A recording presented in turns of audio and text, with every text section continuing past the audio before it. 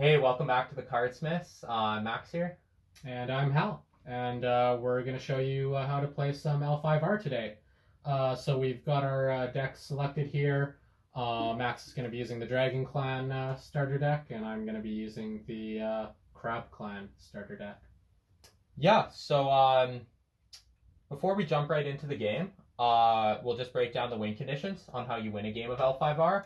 And there are 3 ways to do this. The first way is winning the game by breaking 3 of your opponent's provinces and then breaking the province on which their stronghold is based. So the province cards have these backs, as shown here, and then your stronghold will be set right here. So each player will have 5 provinces. You'll be able to, as I said, you'll be able to put 1 underneath your stronghold. The other 4 will just go across the bottom of your play area here. And these are the provinces in which your opponent must break 3 before then heading for your stronghold. So the 2 other ways of winning the game are through the honor. So on the stronghold card, it will be designated how much honor your clan starts with. As you can see here on the Dragon Clan stronghold card, it's 11. So you will begin the game with 11 honor. And the honor functions in a number of ways. It's how you bid to get conflict cards. There's cards that interact off of how much honor you have. And most importantly, you can actually win the game by accumulating 25 honor. So starting with 11 here, I would need 14 more to win the game. But there's also on the flip side, you can actually lose the game by going to 0 honor. So definitely you want to keep close tabs on how much honor you have, whether that's to win, not to lose, or just to ensure you have enough honor to bid on your conflict deck. All right, so the first step of setup is selecting your decks. We've done that. The second step of setup is to determine who the first player is.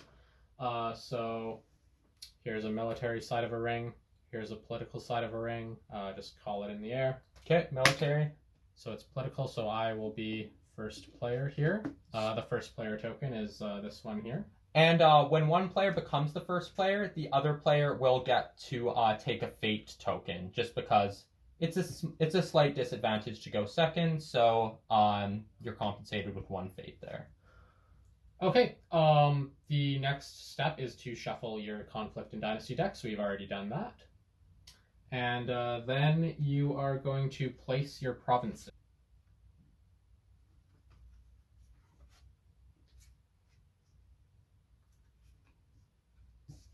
Now, you are allowed to look at which provinces are going where. Typically, I think it's good to have a somewhat potent one under your stronghold, as you know that they will likely have to go break that province to win the game.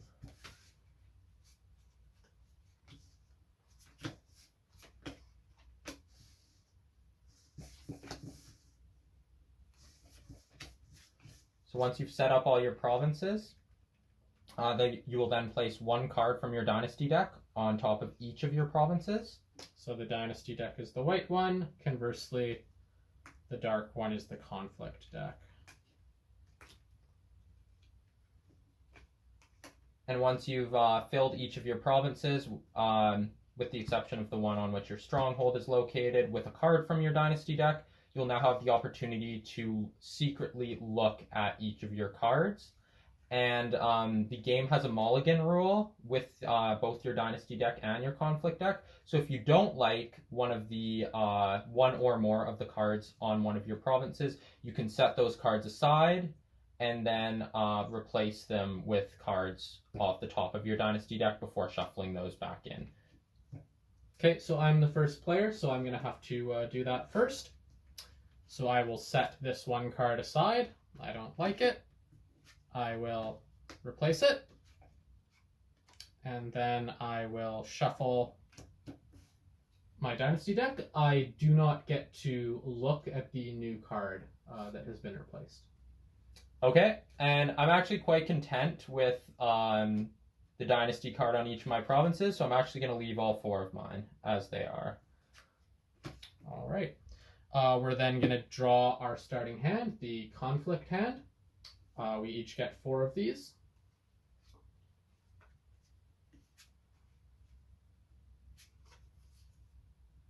Okay, so once again, if you don't like a card in your hand, you have the option to set it aside, draw a new card. Obviously, you are going to look at this one because it's going into your hand. Yeah, and then shuffle up your deck once again with the set-aside cards. Yeah, and for your first game, if you're not at all familiar with L5R, I wouldn't get too caught up on the mulliganing. Just better off to just get your cards and jump right into the game. All right, but that is an option. Okay, then we're going to gain our starting honor as designated on our stronghold. You can see in the bottom left corner of the stronghold here, it shows you how much honor you start with. In my case, it's 10. And I will be starting with 11. So the Dragon Clan, a slightly more honorable clan than the Crab Clan.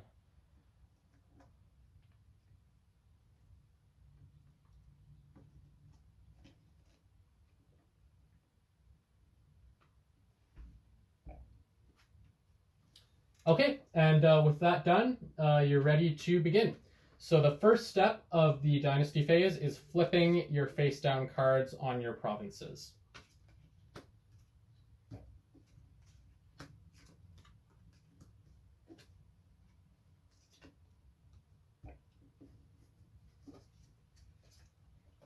So I have a nice array of characters across mine here.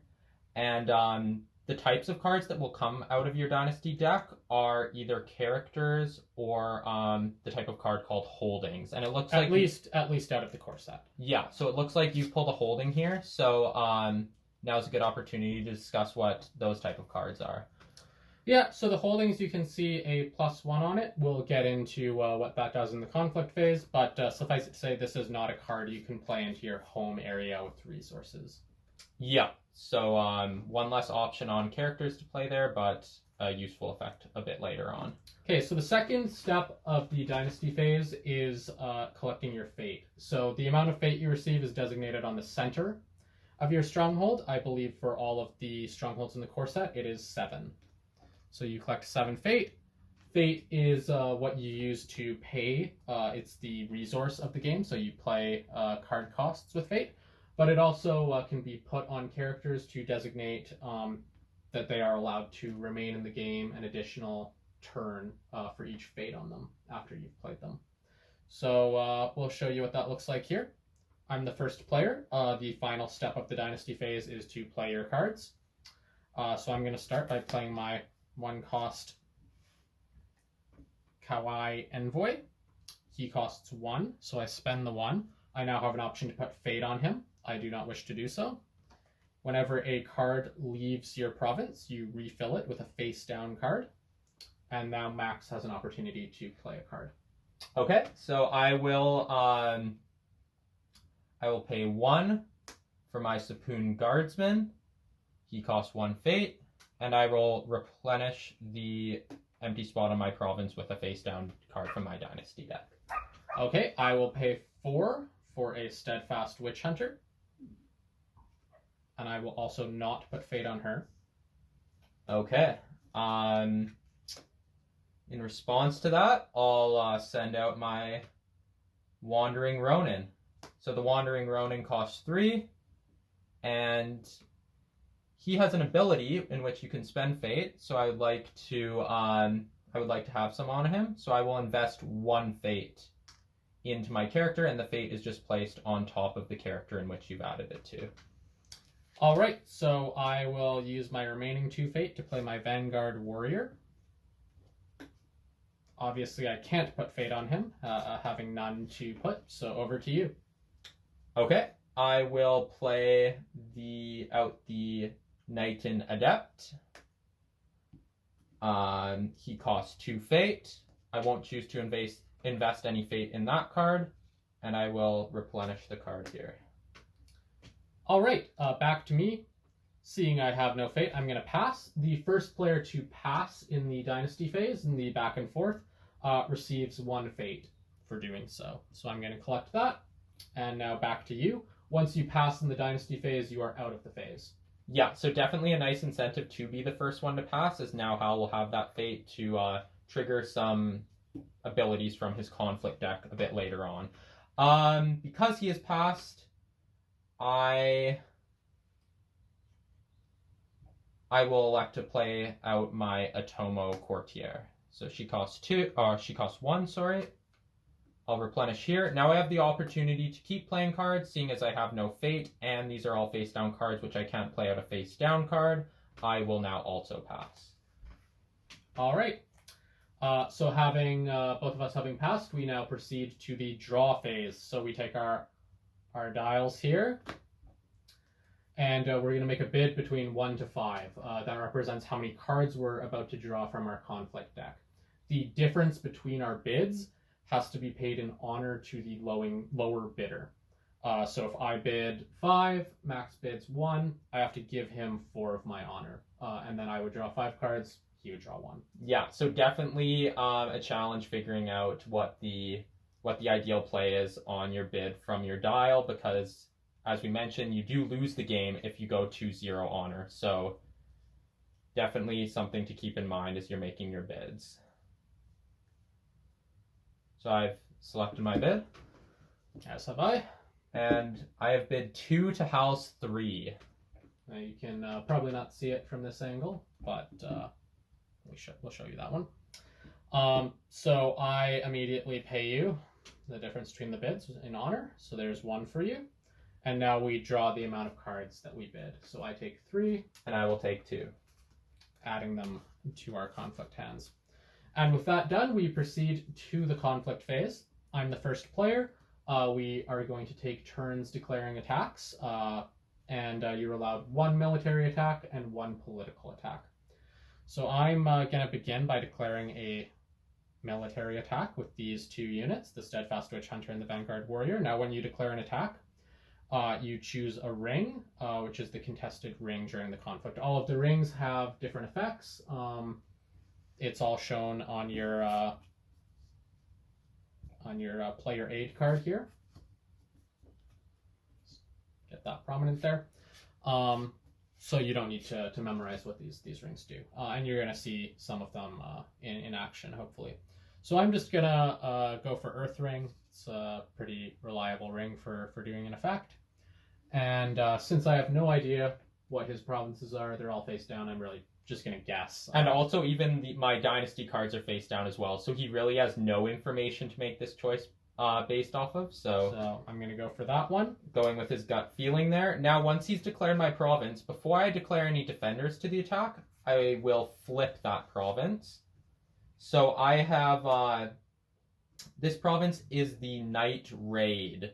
So up in the top left corner here is the strength of the province. So to break the province, Hal will have to win the attack by an amount equal to or more than that strength value.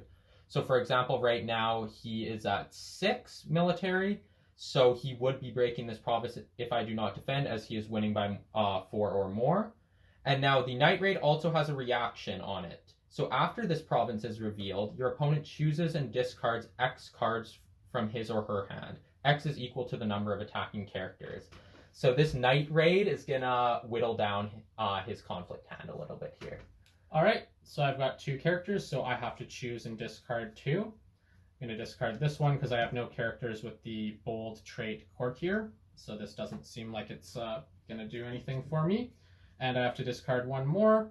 I'm going to discard this one because it's not immediately going to do anything in the conflict.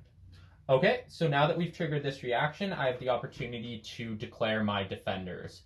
So I definitely don't want to see my province broken, and because he's at 6, I'll have to declare a couple defenders here, as I anticipate him having some tricks. So I will declare the Knight and Adept and the Sepoon Guardsman as my defenders.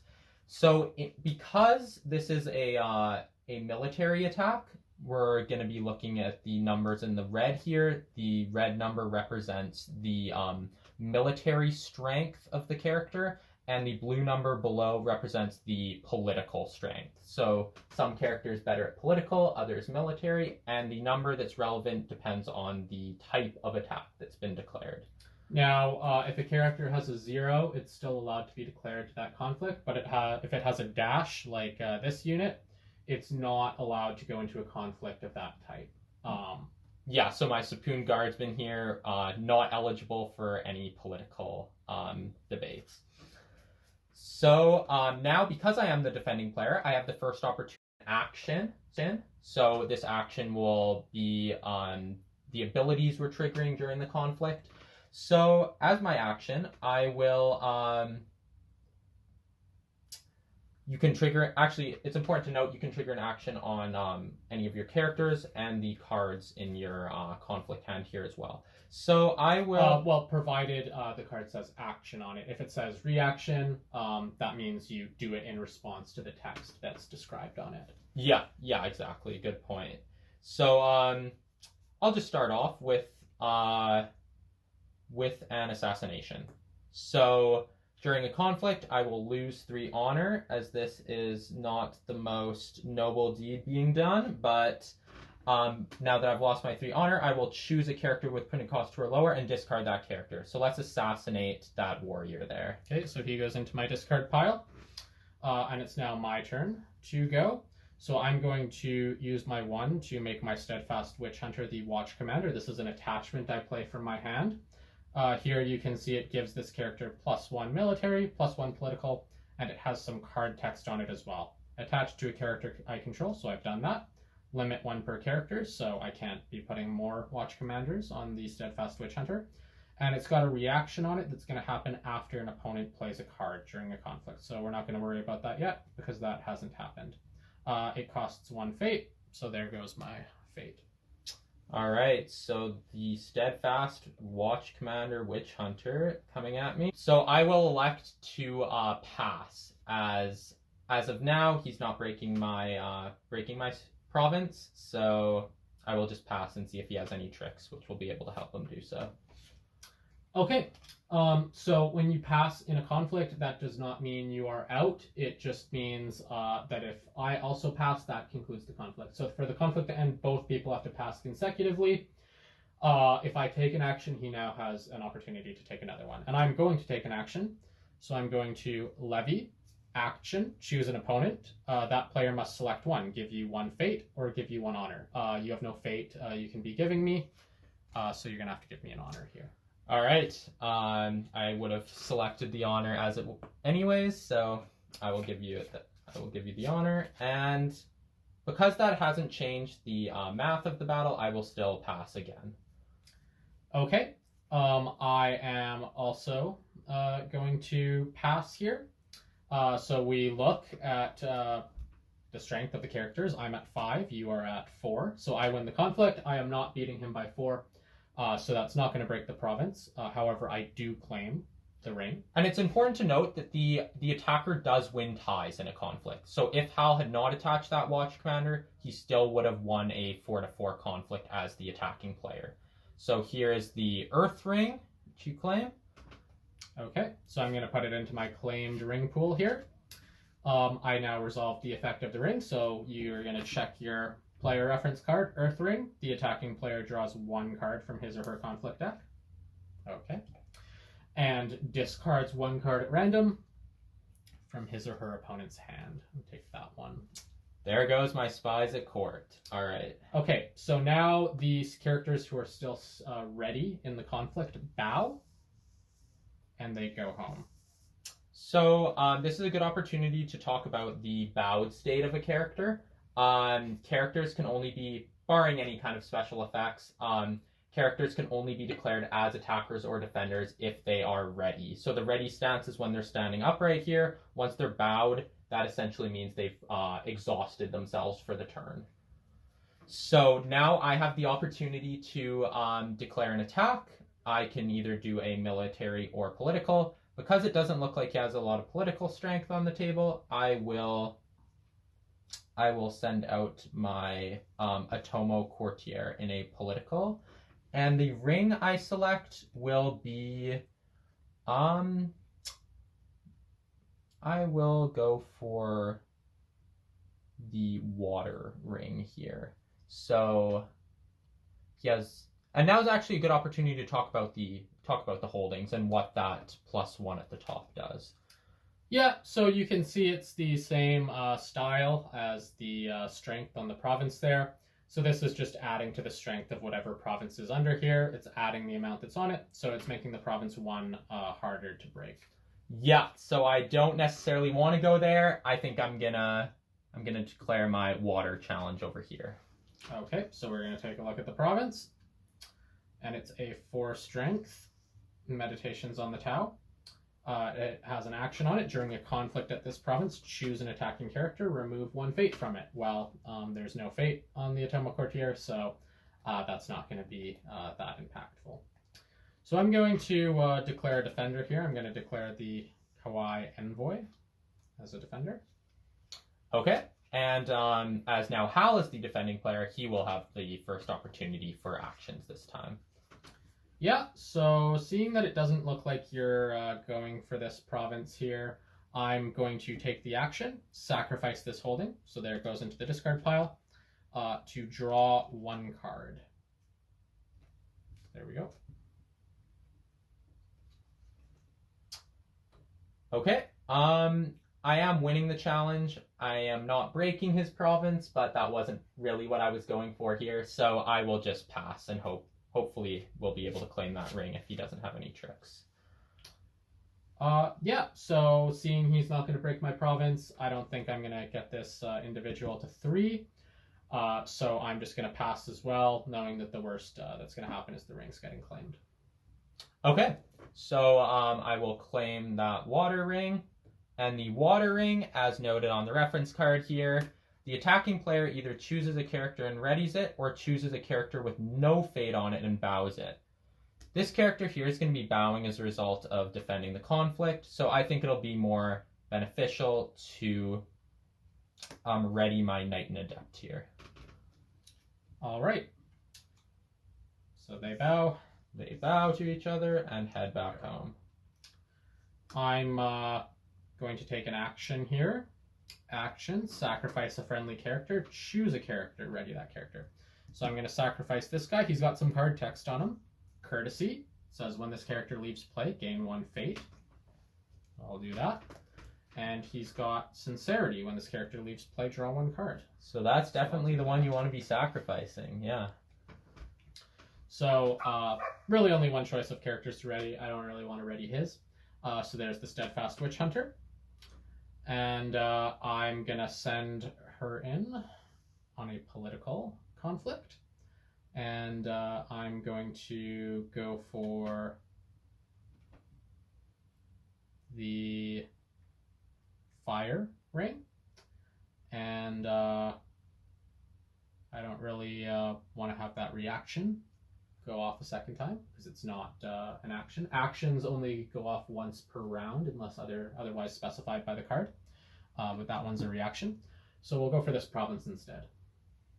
Okay, so I will flip over that province so we can see what he is attacking. And it is the Shameful Display here. So the Shameful Display only has a province strength of 3.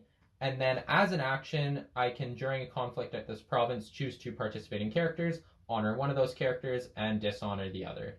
So I think now is a good opportunity to block this with my Knight and Adept there, as his Witch Hunter is going to, well, it will likely break the province if I don't. So I have the first opportunity for actions as the defending player. I'll use my Shameful Display. So the Witch Hunter, this is a Shameful Display for it. And now it's also, now we can talk about the honoring and dishonoring of characters. So when a character is honored, you look at the glory. It's this number on the right-hand side of the card, relatively center under the card art. This Witch Hunter has a glory of 0. So when it's honored, it would add that glory to its military and its political skill. So it wouldn't be adding anything. And when it's dishonored, it would be subtracting that. So this character doesn't really care about honor or dishonor. This one, however, has a value of 1. It's now honored, so that means its military skill is 2+1, the 1 glory, 3, and the political skill is 1+1, the glory, so 2. Conversely, if it was dishonored, it would be subtracting 1 from those skills. Now, there's 3 states cards can be in play. They enter play in the neutral state, which is between honored and dishonored.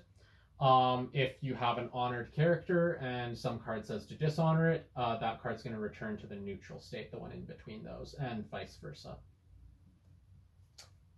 Okay. Further worth noting that when a dishonored character leaves play, you lose 1 honor from your honored pool, and an honored character nets you 1 honor when it leaves play.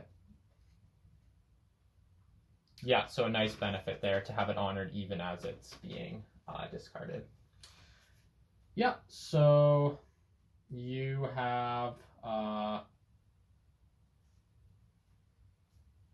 gone, so I'm going to go. So I'm going to assassinate your defender. Okay, the honored knight and adept has been assassinated. So now, just as we previously mentioned, because it was an honored character leaving play, I will get to claim an honor for my clan. Now I have the opportunity for an action myself, and unfortunately... Oh, actually, so the Watch Commander hasn't gone off yet because he hasn't played a card from his hand yet. And I will actually just pass. Okay, so seeing that I'm winning by 3 here, I'm going to break the province. I'm going to pass as well. So what happens first is the province breaks. So when the province is broken, I'll take it and flip it upside down to designate that he has broken this province. And I will also be forced to discard the card from my Dynasty deck, which is on this province. So that card will flip into the discard pile.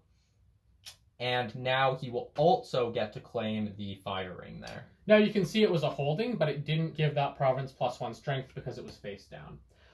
You always replenish your provinces, so if a province is broken, it doesn't mean you no longer get cards on it. It doesn't mean you no longer get to play cards out of it. It just means you lose the card that was on it, and it's 1 towards the 3 that I need to break to go for his stronghold. Yeah, so definitely a strong early play out of the Steadfast Witch Hunter there. Okay, so I've got the fire ring here. So I am going to... Now, normally you would probably want to dishonor the character that he can still attack with, but I see it has 0 glory, so it's not going to do anything. I'm just going to try to protect myself from losing some honor when my Witch Hunter leaves play, so I'm going to honor this dishonored Witch Hunter, which returns it to the neutral state. Okay. That's the effect of the fire ring. I then bow and go home. Okay, so now... Oh, actually, so that challenge was unopposed. Oh, right. And that's a good catch there. So when a challenge is unopposed, it is somewhat shameful for my clan to not have opposed this challenge from the Steadfast Witch Hunter. So I will be forced to lose 1 honor as a result of an unopposed challenge. Okay, so now I bow and go home.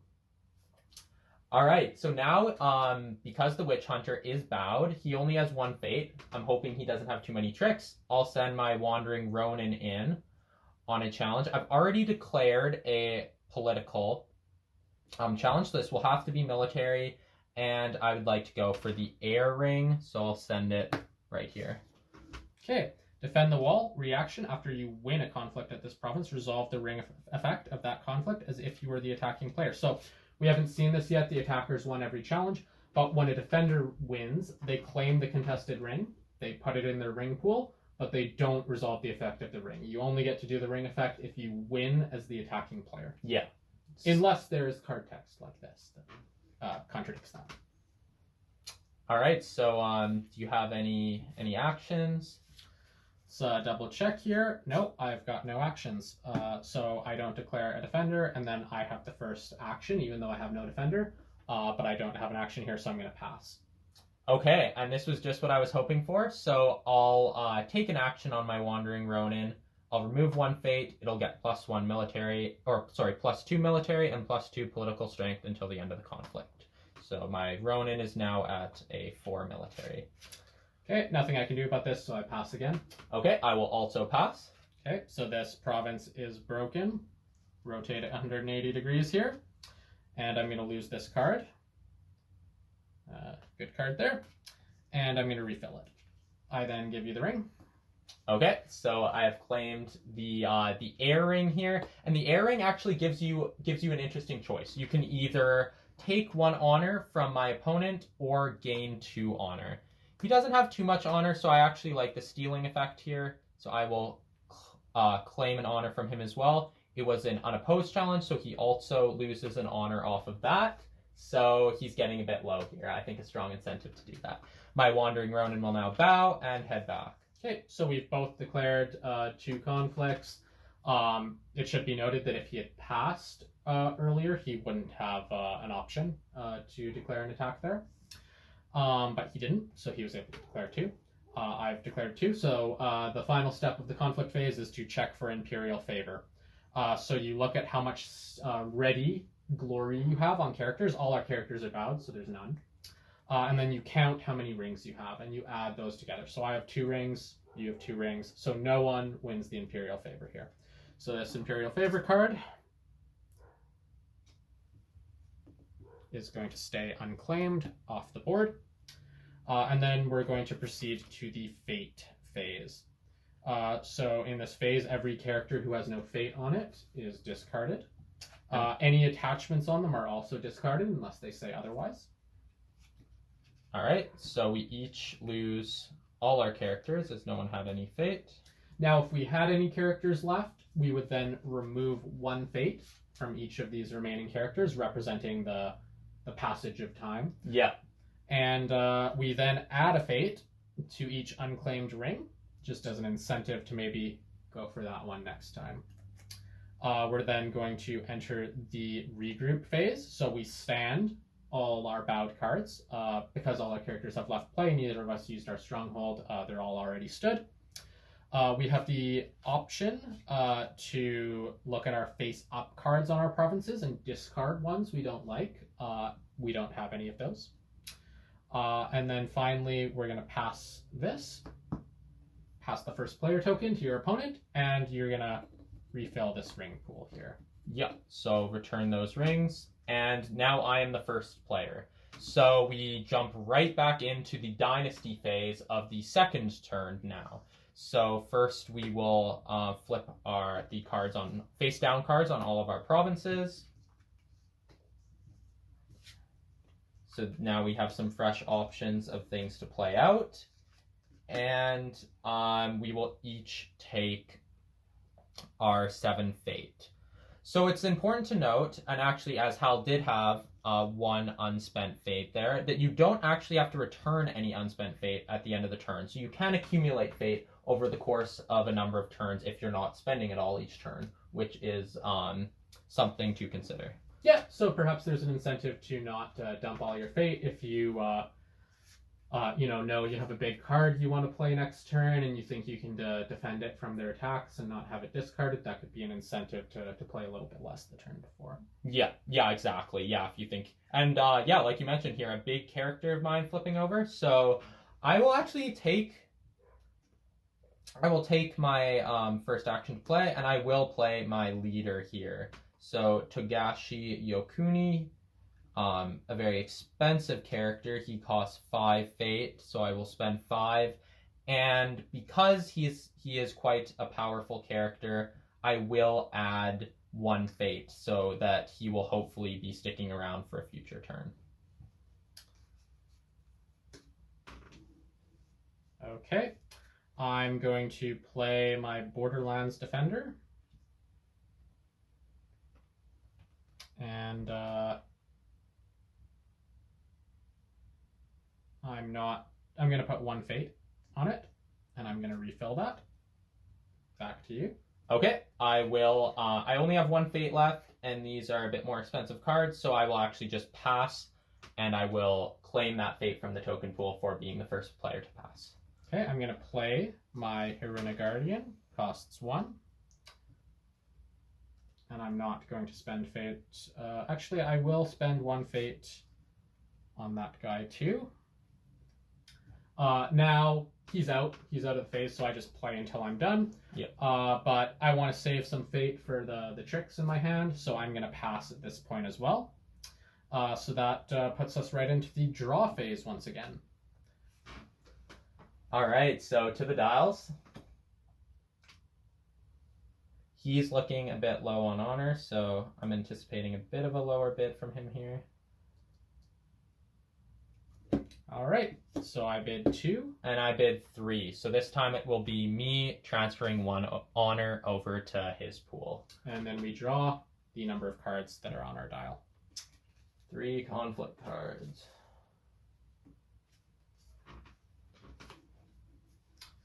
All right, so then we're right into the conflict phase. You have the first opportunity to go here. Okay, so I will send in Togashi, and I will attack this face down province here, and I will declare the void ring here. So because I've declared the void ring, I get to immediately take the fate which is on it, and it will be a military challenge. Okay, I'm going to flip this province over. Manicured Garden. Action during a conflict at this province. Gain 1 fate. Okay. So I'm going to declare my Hida Guardian as a defending character. I am then going to play out of my hand a 2-cost unit here. So an ambush. I pay the fate for it. Now, when you play a card out of your hand in the conflict phase, you can either play it into your home area, or you can play it into the conflict. Obviously, I don't want to lose this conflict, so I am going to play it into the conflict. So it's got some card text on it. After this character enters play as a defender, choose a character. That character's abilities cannot be triggered during this conflict. I anticipate he's going to want to use his leader, so I'm going to say that he can't use his leader's ability in this conflict. Okay, so at this point, I am still winning the conflict, but I would like to try to break this province, so I will play a card from my hand. I'll play Charge. During a military conflict, choose a character in one of your provinces, put that character into play in the conflict. So I'll spend 1 there, and I will bring out the Ascetic Visionary to join Togashi there. Okay, I'm going to want to buff my guy in case there's further tricks, so I'm going to take action. While this character is participating in a conflict, choose another participating character until the end of the conflict. That character gains +2 military and +2 political skill for each holding I control. So I've got no holdings, but maybe I have some way to get some, so I'm going to designate this guy. Okay, so I will now use my Imperial Storehouse here. So I will sacrifice this holding and draw a card from my conflict deck. Okay, I'm going to take action during a conflict, bow this stronghold. Each defending character gets +1 military and +1 political until the end of the conflict. Okay. So yeah, now is a good time to tally up the amounts that we're at. So what is your military strength here? I am currently at 5 because this text hasn't done anything yet, and my stronghold has given them each +1. Okay, so I do want to break the province, so I will add the fine katana here to my leader. So that'll add +2 to his military skill. Okay, well, I am going to put a fine katana on my Hida Guardian, seeing that he might hopefully be remaining in play another turn. So that's going to give him +2 military skill. Okay, I will add the... Yeah, let's use the my leader. He knows the way of the dragon, so that will add +1 to his military skill, and he can trigger his ability an extra time. Okay, I'm going to play Rebuild. Action, shuffle a card in one of your unbroken provinces into your Dynasty deck. I'm going to do this one. Choose a holding in your Dynasty discard pile. There's only one. and put it into play in that province. So I'm going to buff my province strength here. And back to you. I need to shuffle this deck up. Okay, I'll use my my stronghold now. So I will bow it because Togashi, because my leader here has 2 or more attachments on it. That will add +2 to his skill. Okay. This is in my discard pile. This card text is now doing something. I have a holding in play. So this guy has been given +2 to his military skill and +1 to his military skill from my stronghold. So that's nice to see. I'm going to action during a conflict at this province. Gain 1 fate. Okay, I will pass. Okay. I am going to use the fate I just picked up to play a route action during a conflict. Choose an opponent's character with lower military skill than a participating Bushi character you control.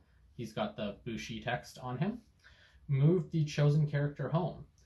So this guy is at 2, +1 from the stronghold, +2 from the holding being in play. So he's going to move the visionary out of the conflict. Not enough vision for this conflict. There he goes. Yeah, I will still just pass.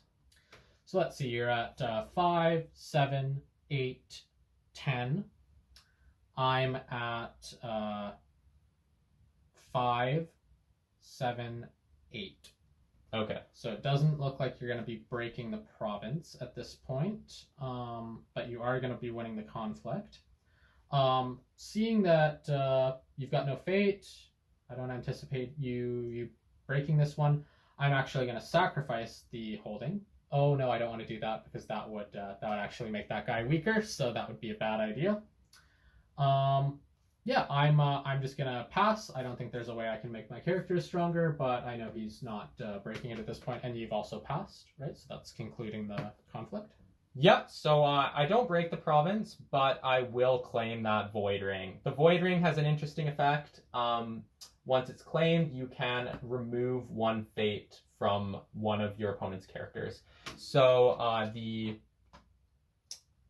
this character is a little stronger, so I'll actually remove the fate from her.